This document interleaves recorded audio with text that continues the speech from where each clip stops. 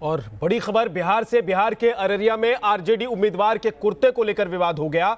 उम्मीदवार Sarfaraz Alam party symbol को कुर्ते पर लगाकर पोलिंग बूथ पहुंच गए थे। चुनाव आयोग ने आचार संहिता का केस दर्ज करने को कहा है।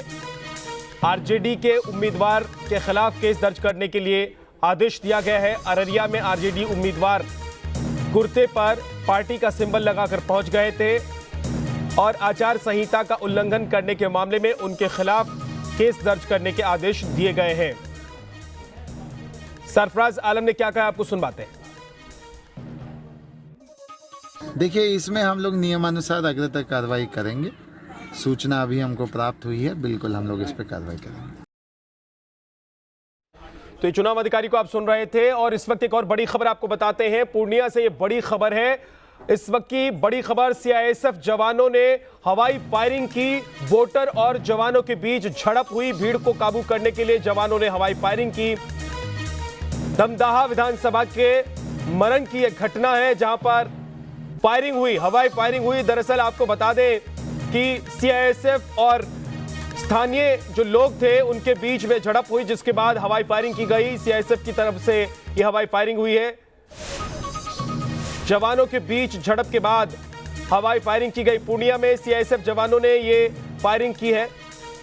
आज वोटिंग का दिन है, चुनाव डालने के लिए लोग पहुंच रहे हैं और ऐसे में सीआईएसएफ के जवान और वहां मौजूद लोग आपस में भिड़ गए। रजनीश सिन्हा हमारे सहयोगी हमारे साथ जुड़ गए। रजनीश, क्या हुआ, क्यों फायरिंग करनी पड़ गई सीआईएसएफ को?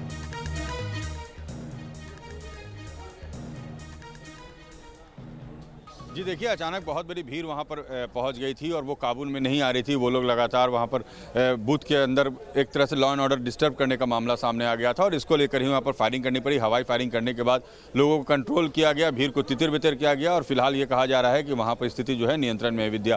तो अचानक इस बार आप भी देख चुके हैं कि बिहार में किस तरीके से राजनीतिक तपिश बढ़ी हुई है और अक्सर अमूमन कई बूथ पर इस तरह की भीड़ इकट्ठी हो जा रही है जिसको कि तितर बितर करने की जरूरत पड़ रही है। तो कई जगह तो लोगों को समझा बुझा कर अलग कर दिया जा रहा है, मगर पूर्णिया में जो परिस्थिति बनी दमदाहा में खास करके, उसके बाद वहां पर हवाई फायरिंग करने की जरूरत पड़ी। जी, और साथ ही अररिया से भी खबर आई रजनीश।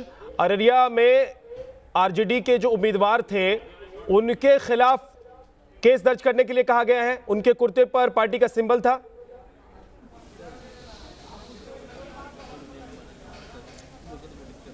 जी बिल्कुल, देखिए दूसरा मामला है। पहले चरण में भी प्रेम कुमार जो गया से बीजेपी के विधायक है, उन्होंने भी सिंबल के साथ मास्क लगाकर वोट देने के पहुंचे थे अपने परिवार के साथ, उन पर भी मामला दर्ज हुआ था। और अब अररिया में भी बात कहा गया है कि सरफराज आलम जो आरजेडी कैंडिडेट है वो सिंबल के साथ पहुंच गए थे परिसर में और उनका कहना है कि मैंने दरअसल इस बात का ध्यान नहीं दिया और मैं गलती से वहाँ चला गया था। मगर फिलहाल चुनाव आयोग ने इसका संज्ञान लिया है और कहा जा रहा है कि इसमें मामला दर्ज किया जाएगा। चुनाव आचार संहिता के उल्लंघन का मामला है। वो सिंबल लगाकर कुर्ते में बूथ के अंदर चले गए थे। जी, बहुत बहुत शुक्रिया इस पूरी जानकारी के लिए रजनीश सिन्हा आपका। आगे बढ़ते हैं। बिहार में आखिरी दौर के चुनाव के लिए वोटिंग जारी है। आज 15 जिलों में 78 सीटों पर वोट डाले जा रहे हैं।